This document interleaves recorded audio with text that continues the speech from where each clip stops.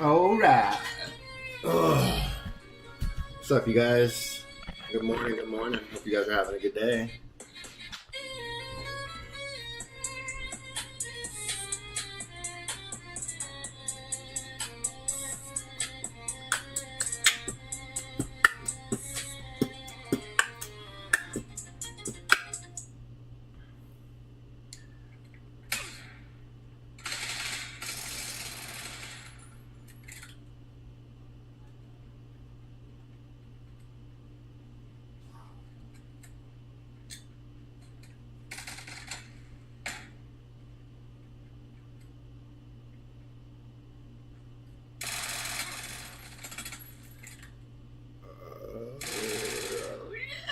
Oh boy. I'm too nice at this shit, boy. I was rocking niggas on this game yesterday. Sorry, I got distracted. I had to look at this shit because ooh wee. Your boy put it on him real quick in this game. I'm gonna show y'all. Get up off me. There's a 2v1 right here too. I was like, hold up, he's going to the left. Let me flashbang. Bink, flashbang. Ran over here. Little peeky peek. Missed a couple of shots. Get over here, boy.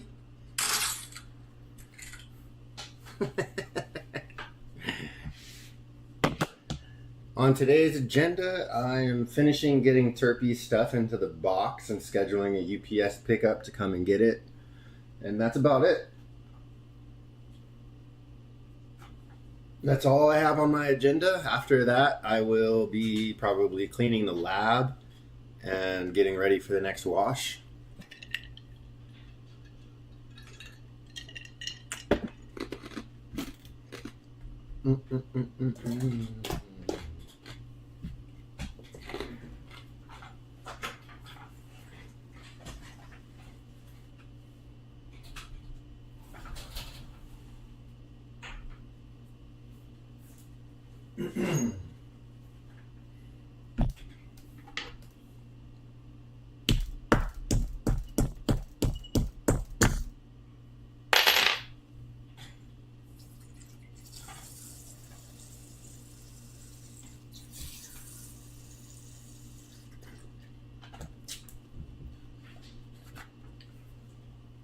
Hold on. Santi, here. You can use my phone for.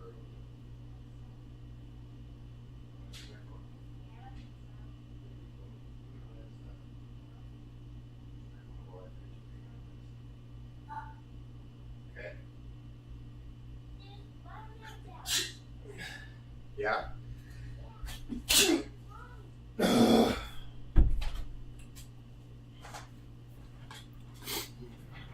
Oh, yo, yo, yo. What's up, Turp? Oh, man. Let's get it. First dab of the day, eh?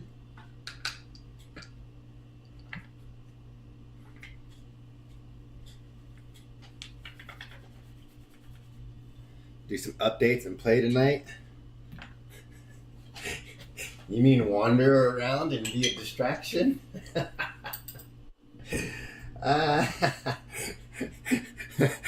The few times that we played together were funny as shit. You're like, don't worry about me. I'm just gonna walk around and distract people. You just shoot them. And we were winning too. That's the funny part.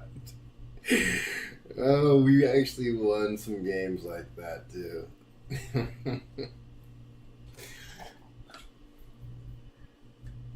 I think Closet has it still. I'm not sure. And then I know Absolute plays.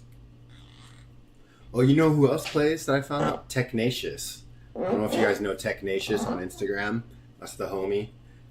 He plays. I ran into him on PUBG randomly one day.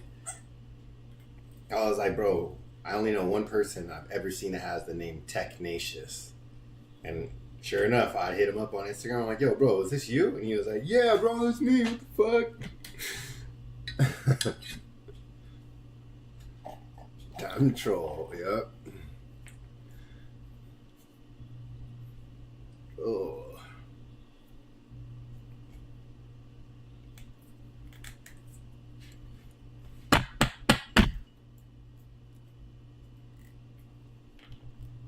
There we go.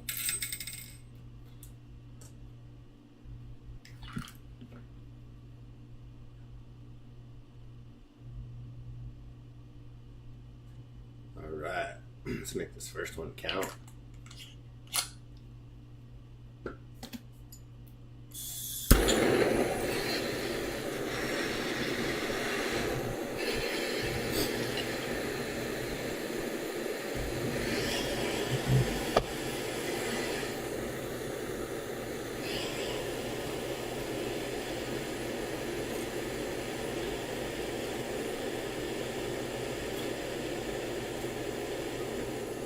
No, I don't really watch the news. I usually find out about stuff through social media or other people.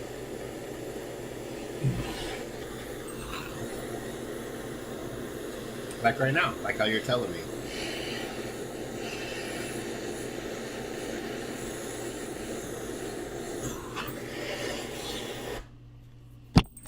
I tend to stay, what's the word? Decoupled.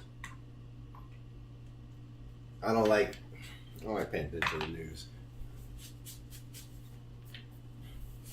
67,000 evacuated, damn. That's wild.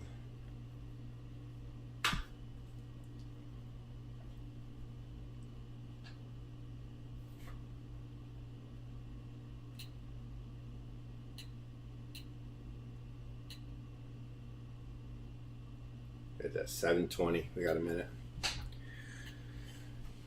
I'm gonna put on music. Santi took my phone and put it on the Xbox. Oh, yeah.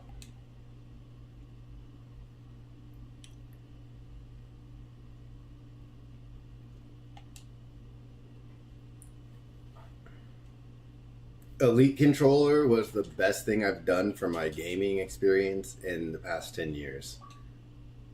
Just straight up. So badass.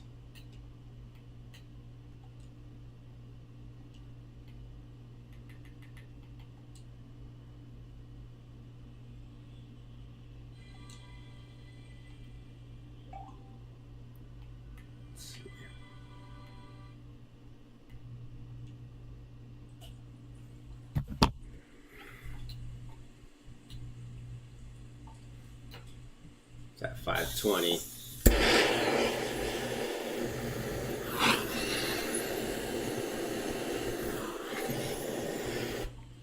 A little reheat, add some flavor to it.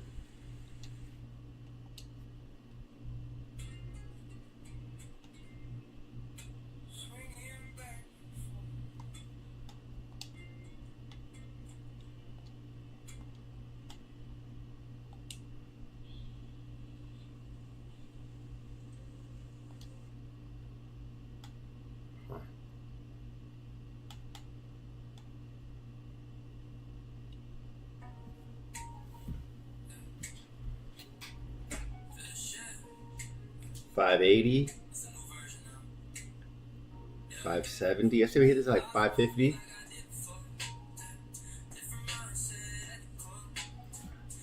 Yabba-dabba-doo.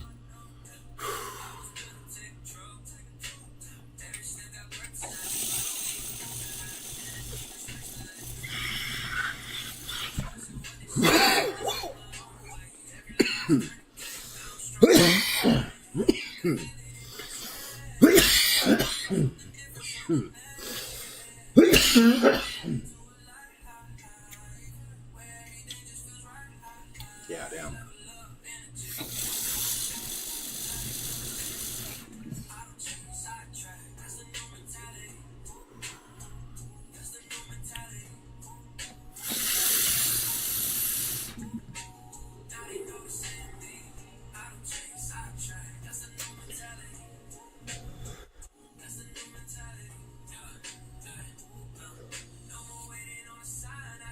Full spec looking fucking primo.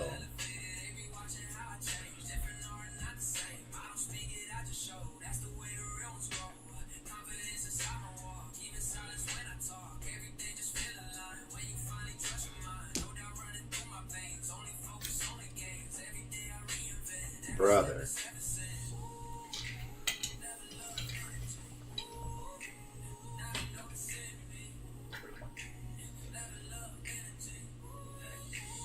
Cheers.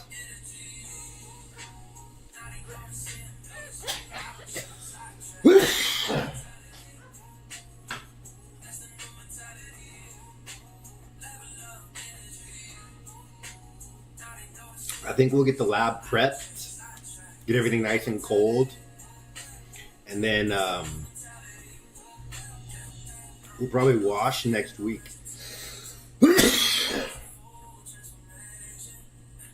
I don't want to wash again too soon.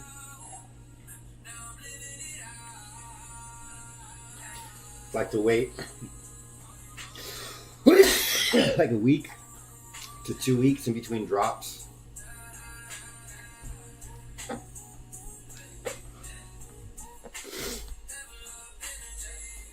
What's up, Lone?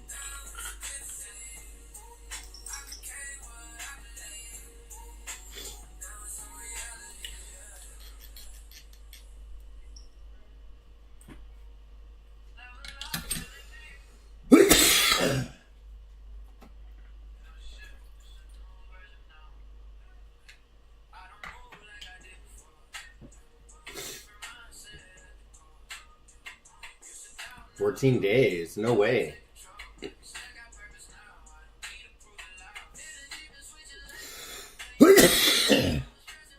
You need to veg those for at minimum another 6 weeks.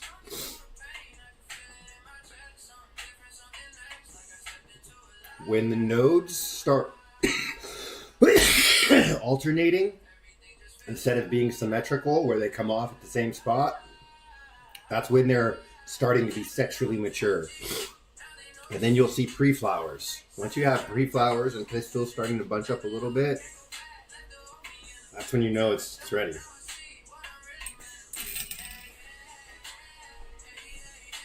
You have to at least wait for them to show their sex. If I were you, what I would be doing is I'd be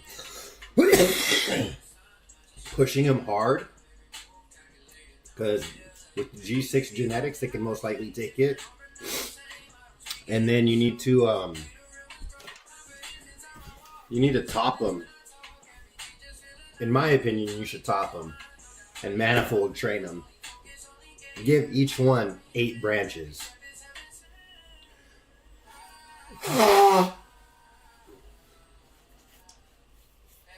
What do you mean? That's what I thought you were doing. I thought you were going to flower the seeds out. Or are you not doing that? What's up, Hawaii?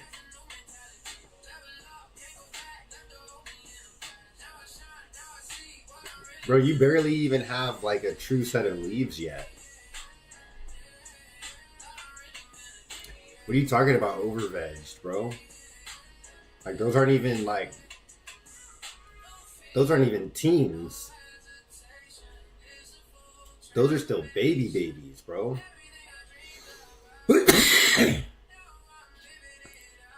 Listen, if sometime between week 4 and week 5, you're going to be able to top them. When you top them, they're only going to have 2 branches left after that. Because you're going to top them back to the 2 strongest branches, which will probably be your second set of branches, maybe your third. And then you're going to remove all the branches below and above that. So you have 2 branches, you tie them out to the side. You let those grow a little bit, top those.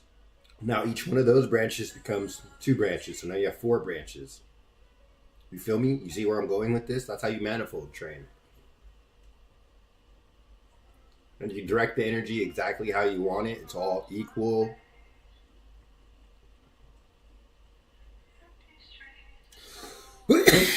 Bro, you've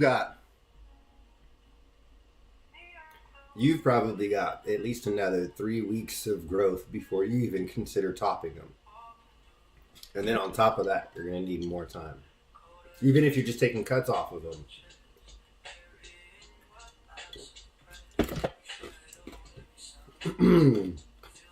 You don't want to take cuts off of a premature mom. You know what I mean? Like, you want the mom to be sexually mature and,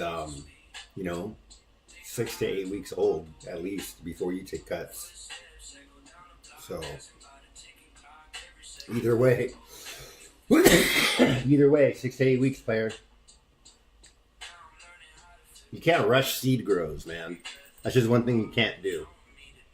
You could rush clone grows, but when you're going from seed, you either have to allow the seed to mature fully, or you have to take cuts off of a mature plant and allow those to root and then veg those, which adds even more time. So if you want to save time, that final cleanup you do when getting ready to flip the flower, you take cuts off of all the seeded moms, and then you take like 2 to 4 cuts off of each mom and root them, and you just keep those off to the side. And then once you go through flower and you have your winners picked, you already have clones that are probably teens or maybe even moms by then.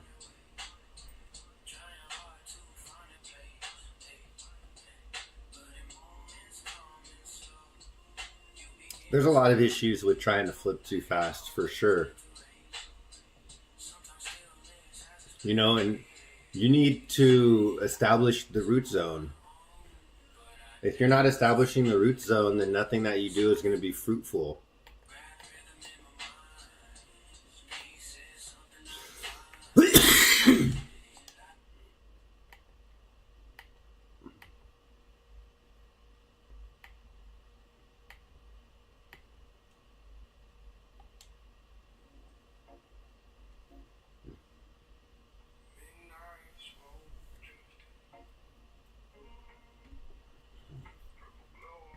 Faster isn't better. You got to do it when the plant says it's ready.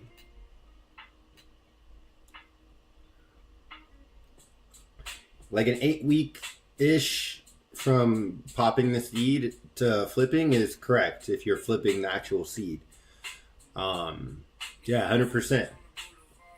But again, it's 6 to 8 weeks. So it's kind of like the golden ticket.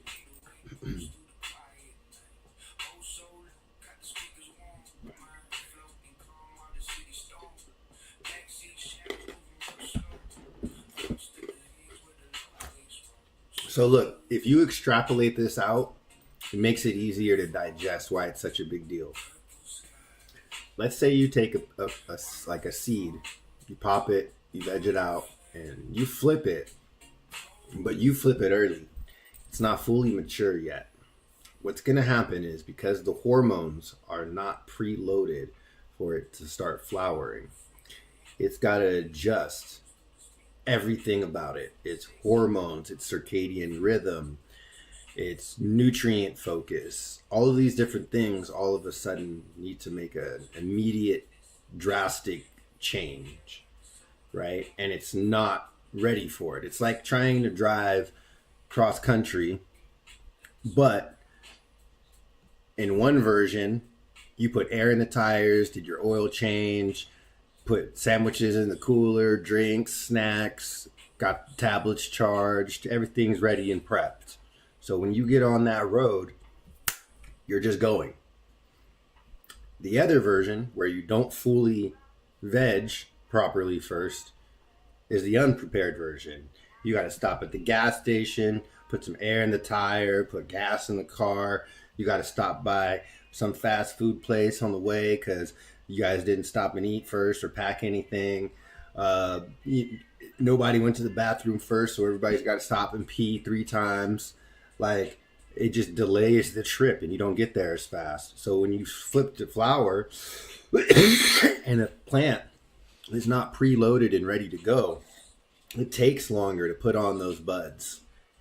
It takes longer to get the signal that, hey, it's time to onset flowers and become reproductive, vice just vegging, right? it takes longer for that to happen. Instead of seeing flowers in like 8 to 10 days, you probably won't see them until like day 14, day 16, maybe, right? When you see people whose buds, and this is obviously outside of genetics, which is a huge factor, but when you see people's buds on day 21 and you're like, holy fuck, those look like my day 30s, that's a good potential reason why, like I said, outside of genetics, is that they know how to properly prime their flowers prior to the transition. So when they do take off, they go. There's no delaying, right? Vice, if your shit's not dialed in and you go and you're forcing them and they're not ready, it's gonna take them a little bit longer.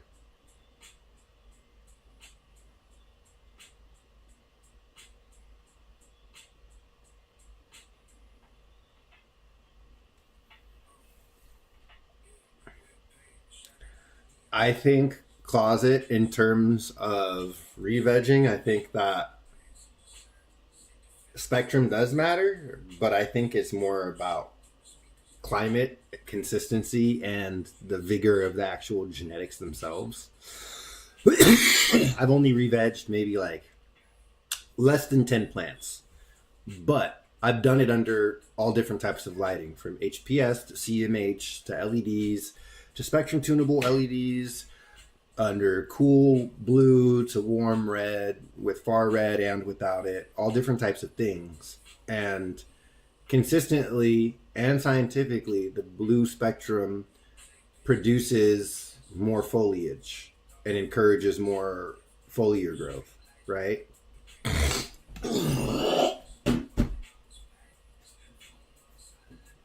What I found to influence my re-veg the most was the temperature of the actual room itself. If you get your temperatures back up high, I mean like high, because if it's a real re-veg, not a cloning one, then you've got roots. And if you didn't harvest all the foliage, you have foliage.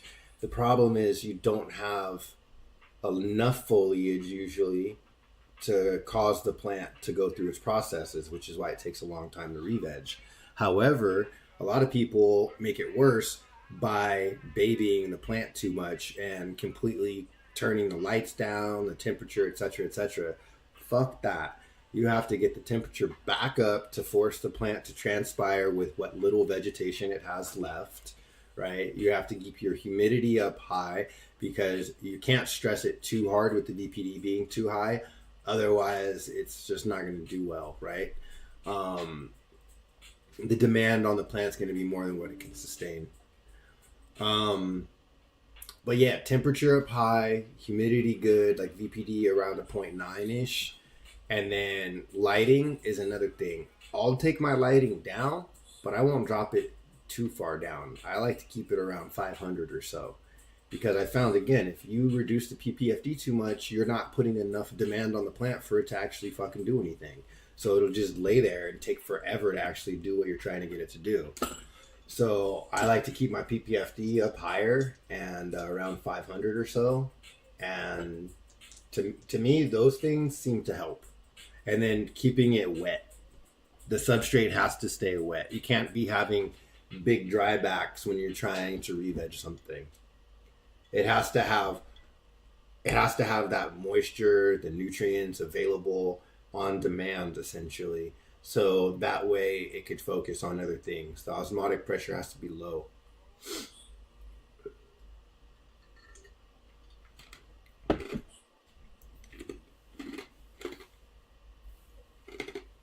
Mm-hmm.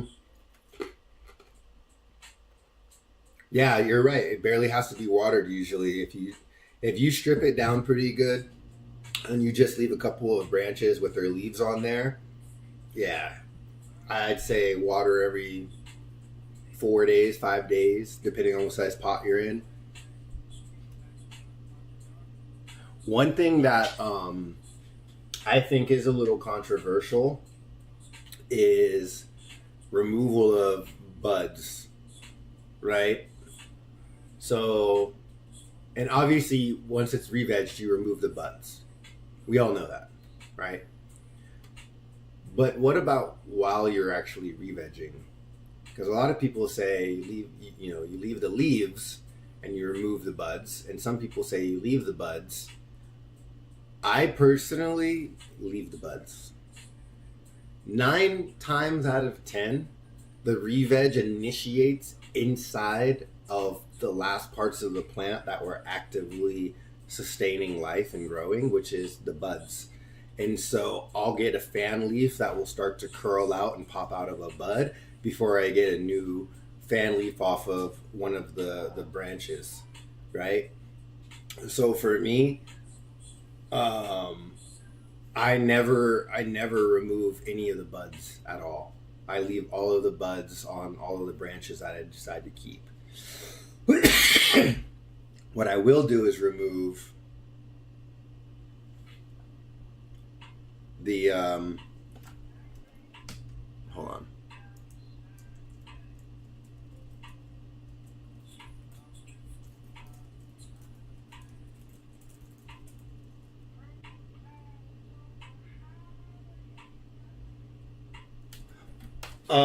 I will remove all the leaves that I don't feel like are green enough to help contribute.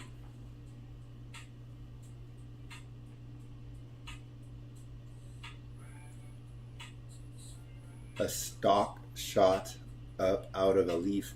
That's not what I meant, but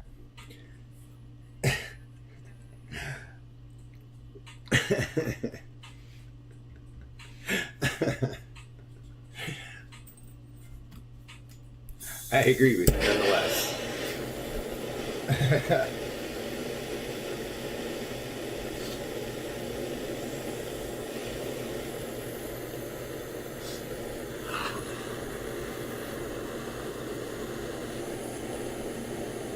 I gotta go get an oil change in the truck sometime this week so I can make the drive out to get those new trays. That's the last thing I need to do, and then the room will be fired back up. So I'm gonna get in there and clean and stuff, and finish the floors and all that.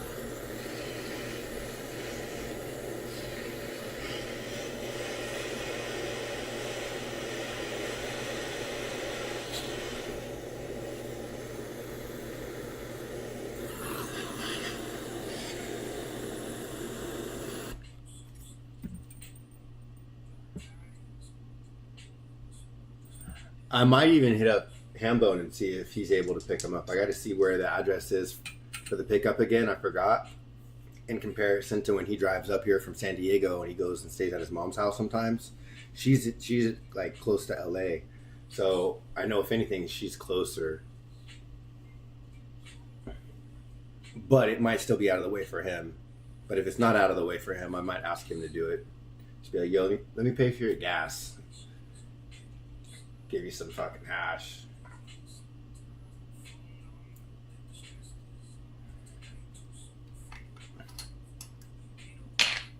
Yeah, I'm not going to run the old trays. I'm going to get them. It's just a matter of how I'm going to get them and when.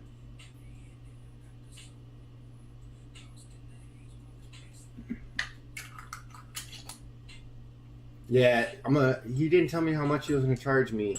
He just was like, you could have them for free. Just come pick them up. Because it's probably don't cost him that much. So I'll probably just give him a fucking jar of this G6 blueberry. Right, here you go, homie. Appreciate you. We'll trade up. This cable is bad. I gotta get a new cable. I hope it's the cable and not the port on the actual thermal gun, because that'll piss me off if the port is bad.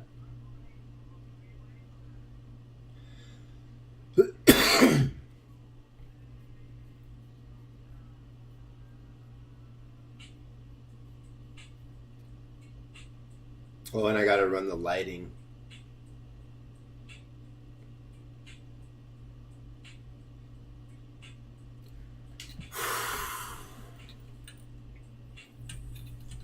Itadakimasu.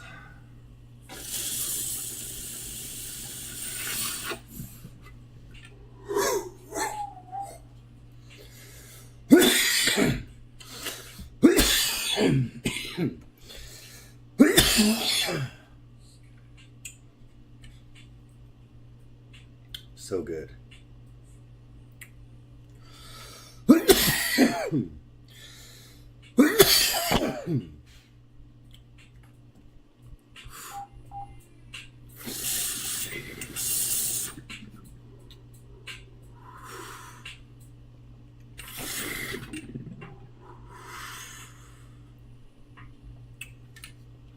Carb cap? Hell yeah. I broke the tip off though. Dropped it one too many times.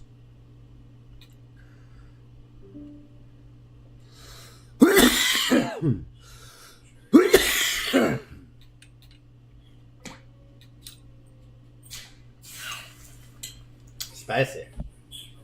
Hell yeah. Cheers. Oof.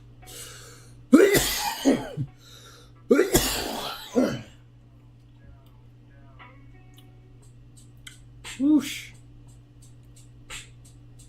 Good Lord.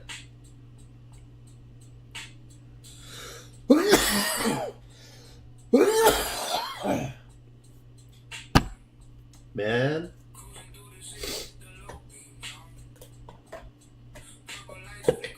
That flavor is so good. Even as it cured up, it retained a lot of the flavor.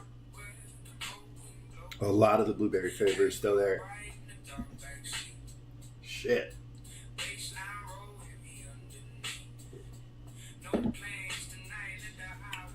Oof. Hell yeah.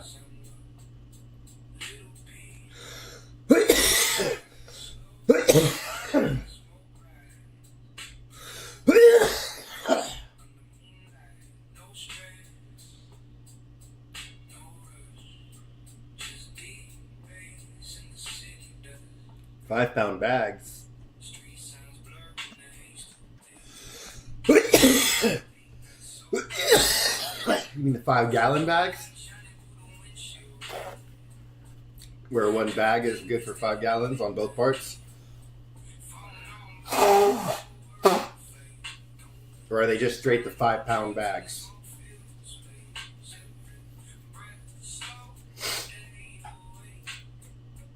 Fuck.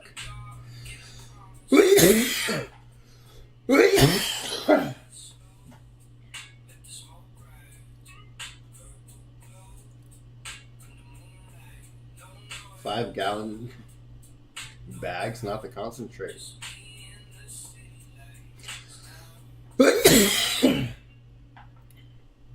Oh, so you still have to weigh it out? Get rid of that.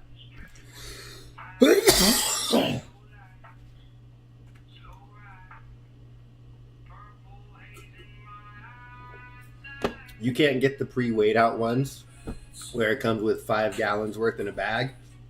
About 5 pounds, 5 gallons. So you dump the whole bag in, 5-gallon bucket, fill it up with hot water, stir it, and then that's your concentrate. That's what you should be doing.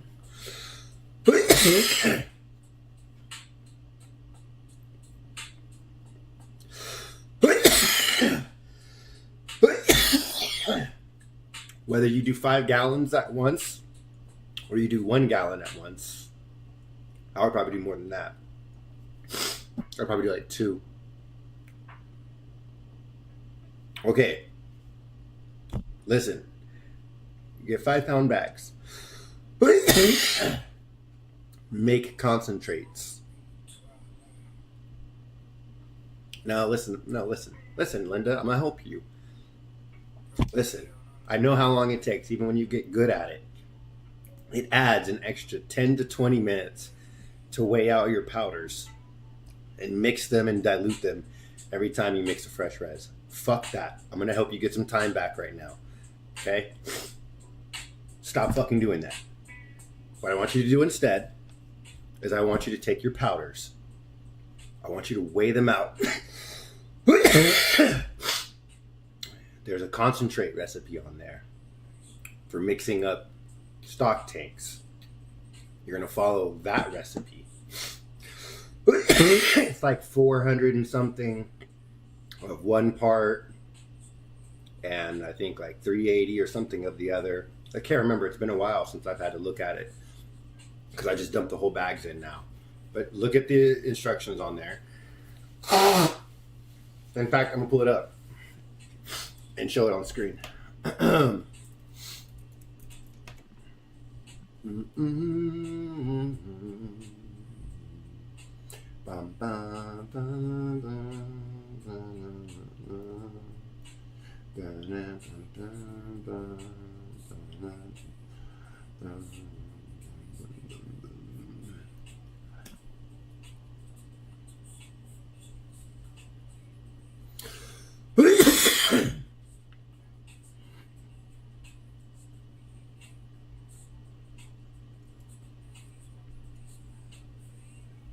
Okay. Work with me now. You ready? Here's what we're going to do. This is how you're going to create a stock tank. Weigh both your part A and your B separately. Okay? So you're going to follow this ratios right here.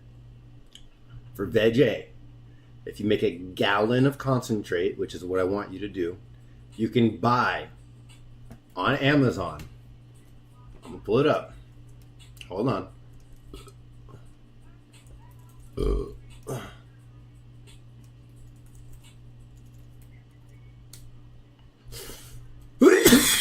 Man, that shit got me.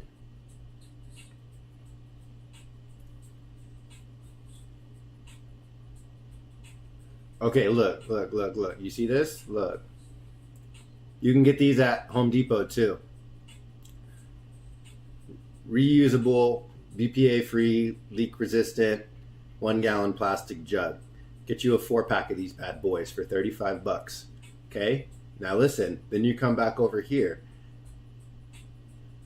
You see this? You fill up that 1 gallon jug about 70% full with hot water. You weigh out this amount of your veg A and your veg B, and you dump it into your 2 separate. Put the lids on and shake them hoes. They will turn into a concentrate. Okay?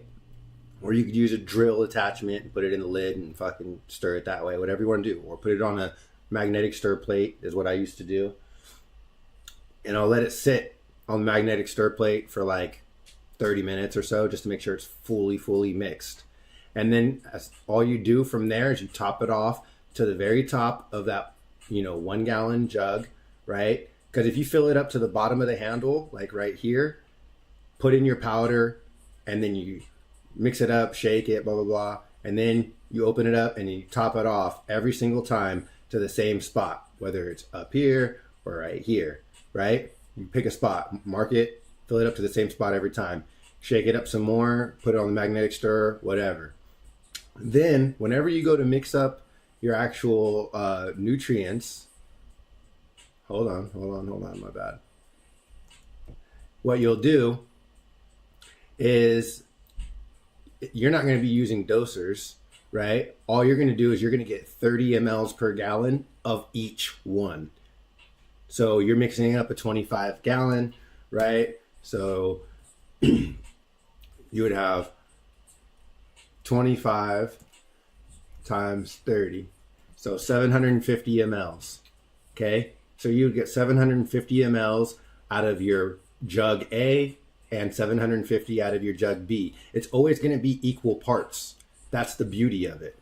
Because you're running the concentrates, they're pre-dosed at the proper ratio. So now every time that you make a reservoir, let's say you're 25 gallons and you do it 30 mLs per gallon and it comes out to a perfect 2.1 EC, right? Depending on your start water. But you want to run a higher EC on your next batch, instead of running 30 mLs per gallon, I'm going to try 35 mLs per gallon, right? You see where I'm going? But it's an equal ratio for each one. It's 1-to-1. So it makes it super easy to adjust your formula. And then let's say you want to start fading your cals out, your calcium nitrate and all that other stuff. Well, then you can adjust up and down on just one part or the other and say, maybe I'm going to run, 30 on the part A, but on my part B, I'll run 35 or however you want to do it, right? But you can adjust the ratios that way and it makes it very easy to be consistent. And then every single time you want to mix a new res, what do? You go to your fridge, right? You grab these 2 gallons of concentrate that are clearly marked that they're not for consumption. You shake them up real quick. You pour out how much you need into 2 measuring cups. You put them back in the fridge. You walk away. You're done. It takes you 30 seconds to pour out how much you need for each one of these and walk away. And then because they're already pre-diluted and it's a liquid, now when you go to add it to your reservoir, you don't have to sit there and stir it and dick around trying to get the powders to dissolve. You already did that work. You're dumping in the liquid while it's mixing. You're waiting 30 seconds or so while mixing, and then you dump in the next one. And then you're fucking done. And typically what you can do is get the pH to come out perfect. If you add the crop salt run clean to your part A concentrate, you can add, I forgot how much it is, but I think it's like 30 mLs per gallon, 30 to 40 per gallon is what's safe. And it acts as a pH down. So if you figure out somewhere between 10 to 40 mLs per gallon gets added to your part A jug, and that will correct your pH on your mixture that comes out at the end.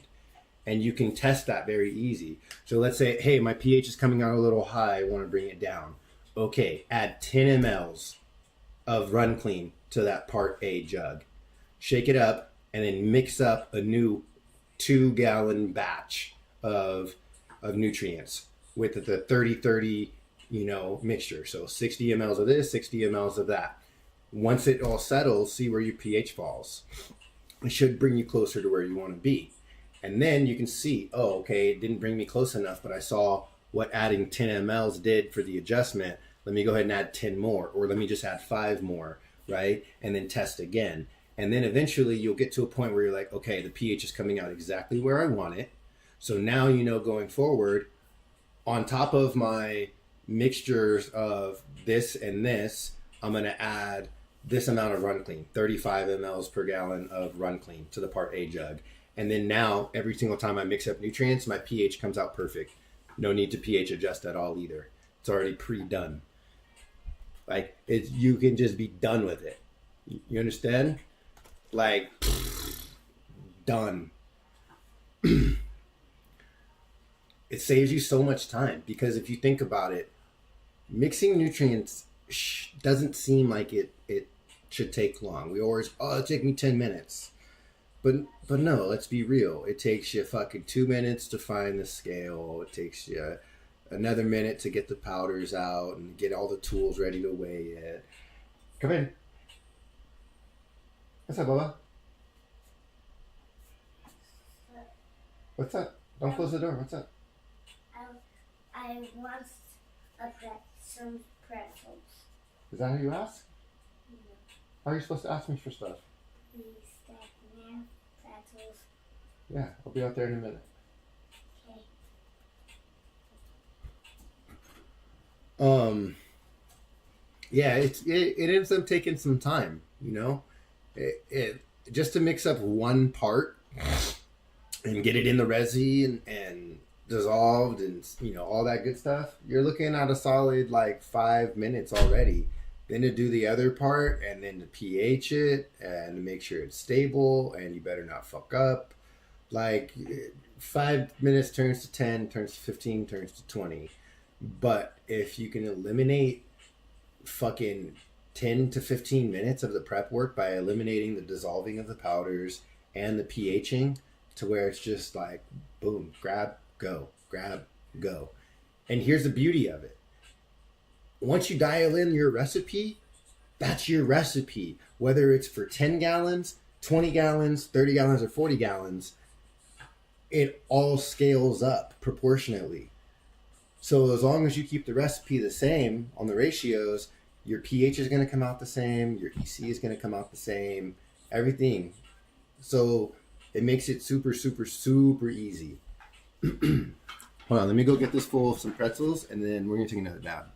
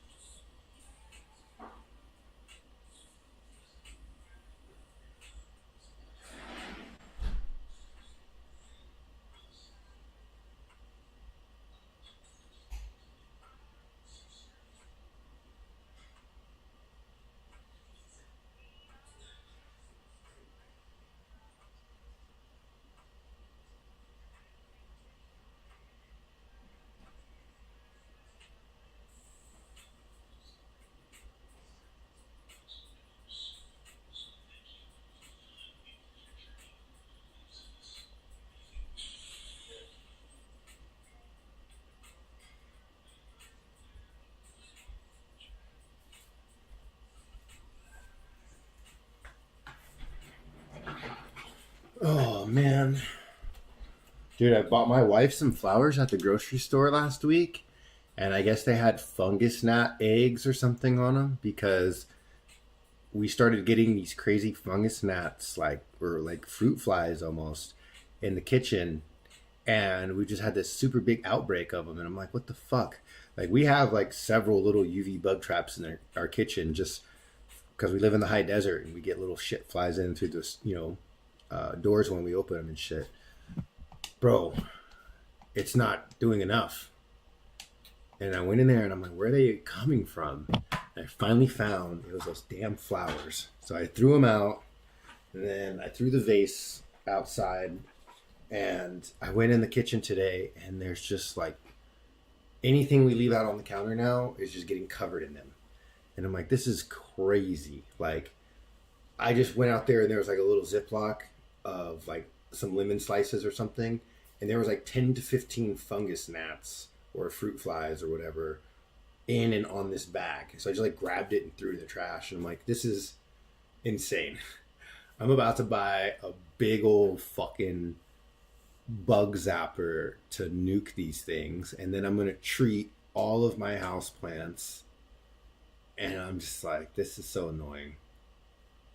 I hate buying plants from stores for that reason. But I never expected it to be flowers. And it was 100% the source. Because like they were predominantly in that location until I got rid of them. Once I got rid of the flowers, then they started to spread out to other areas. But they were just all over those flowers one morning. Fuck. So I don't know. This sucks. I'm gonna have to fucking super nuke clean the kitchen and disinfect everything and completely clear off all the countertops. Probably the pantry. We're gonna have to check everything to see that they don't get into anything. It's gonna be annoying.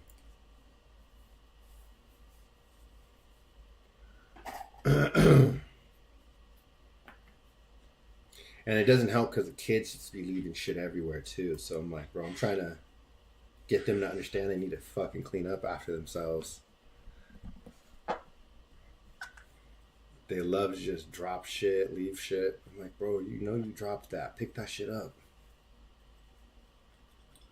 Like my one daughter loves eating oranges all over the damn house, but she leaves the peel wherever the fuck she's at. Couch, in the loft, in her room, on the carpet. I'm like, if you don't pick these fucking orange peels up, drives me absolutely fucking batshit crazy.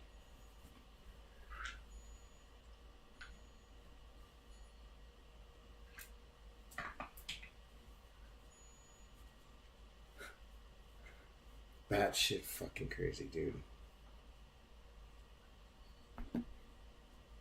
And then they hate when I stop and make them clean up after themselves.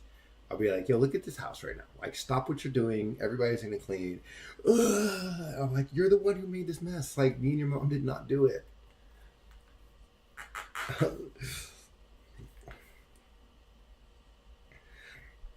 It's bro. I undoubtedly will miss the toys. It's not an issue with toys. No, it's like filth, like just leaving trash. Like they'll drop arts and crafts shit on the floor, like just shreds of paper and noodles and all types of shit, from eating or whatever, and they just leave it. And I'm like, no, that's not. No. Like I grew up, you clean your plate, right? You put it in you put your food in the trash, put your plate in the sink, you rinse the plate, and then you put it in the dishwasher, or you wash your plate, and then you put it in the drying rack. Okay, they're not old enough that I'm gonna ask them to wash their own dish yet, but they can rinse it and put it in the dishwasher. They're about to be 8 and 9 years old. Or at a bare minimum, get the damn plate in the sink. But they've got this princess mentality where they'll just leave shit on the counter. And it's like, bro, you were sitting on this part of the counter and all you did was move it over here. The trash is right below you. You could have emptied the plate. The sink's right there. Like, I'm not Jeffrey and your mom's not Maria. So, like, what are we doing here? What are we doing here? Yeah, I think my kids hit that early, Lone, because they used to not be like this. I used to be on them, and somewhere like I stopped being on them, and they just caught on and just started being more lax. And I'm like, yo, y'all are gonna make me go back to being the crazy dad who's always walking behind you, telling you to clean up. Like I don't want to do that. Just do what you gotta do. Do what you gotta do. I don't care if there's toys. That's what kids are for. There's toys. I don't care. For trash, crumbs. Oh, toilet paper in the bathroom. Oh, fuck me. I am so sick of just shards of toilet paper all over the bathroom, in the tub, like they're doing spit wads and shit or something. I don't know. Toothpaste smeared on the wall. I don't know. I guess one of them saw me patch drywall with spackle and shit, and they wanted to practice doing the same thing but with toothpaste. So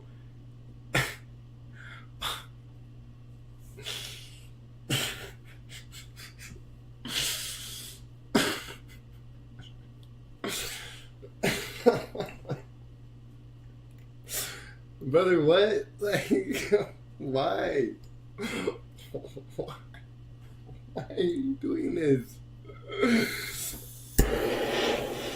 Yes, bro. Yes. And then we buy them the expensive, like, all natural kids toothpaste too. So like, bro, stop.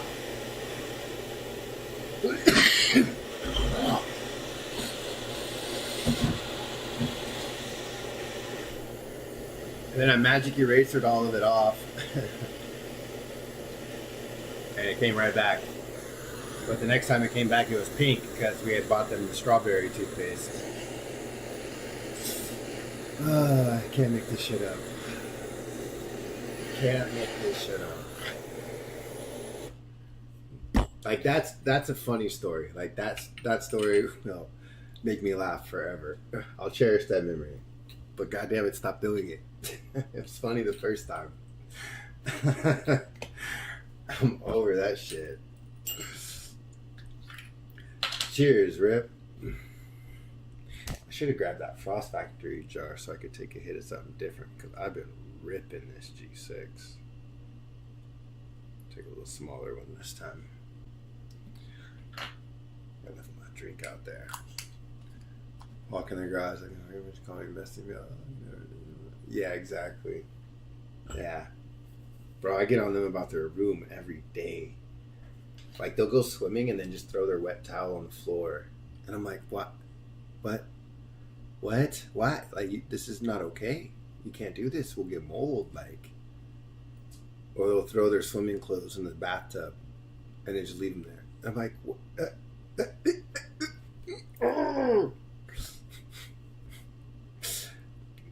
Clothes all over the floor with the empty fucking laundry basket sitting in the corner of the room. Like, yo, if you don't pick those up. Oh yeah, drawing on everything. Oh my god. We got that one out of the way early, thankfully. Both of them went through their tagging phases of writing their names on fucking everything. Walls,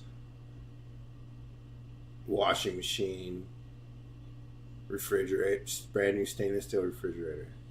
Fuck my life, brother. All types of stupid shit.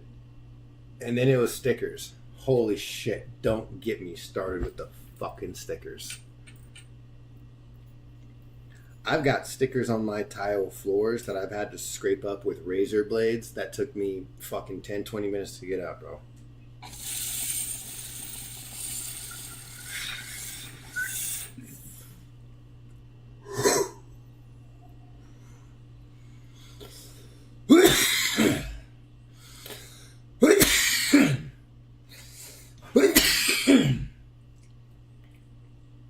Oh yeah, don't get me started on the beds. They have one of those joined L-shaped beds with a shared like big table space headboard. There's stickers, sticky shit, plushies. Did I say stickers? Stickers. Just everywhere. Oh, the mattress. I bought my kids a nice, like, $300 to $400 mattresses, which for kids is expensive. You feel me? They fucking rode on them. Brother, I had the nice mattress pad thing too. Took them off to clean them. That's when they decided to do it.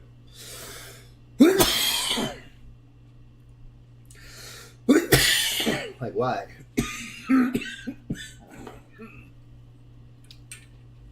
Assholes.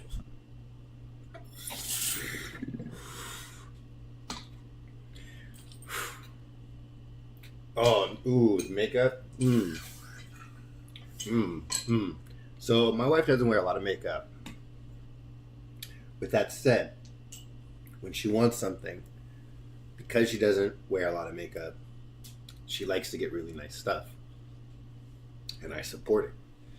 So, like, her whole collection is just like all high-end shit from Sephora. She doesn't have a huge collection by any means, because like I said, she barely wears makeup. But the shit she has is nice and it's expensive. Like that little tiny bottle of moisturizer that looks like my fucking nose spray. Like $60 and shit. Whatever. She looks good. I digress. My daughter started getting into her shit one time. And then on top of that, tried to lie.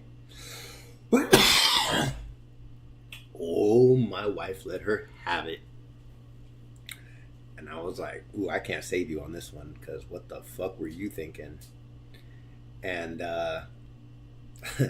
it has not been a problem since. I think it happened maybe twice. And then she was like, okay, I'm not going to do that anymore. Yeah, you know exactly what I'm talking about, bro. Yep. That's funny. Alright, I gotta start getting lunch ready for these kiddos. I hope you guys have an awesome, productive day. Go smoke some more hash for me. But also be productive. Alright? And I will catch you guys later. Peace.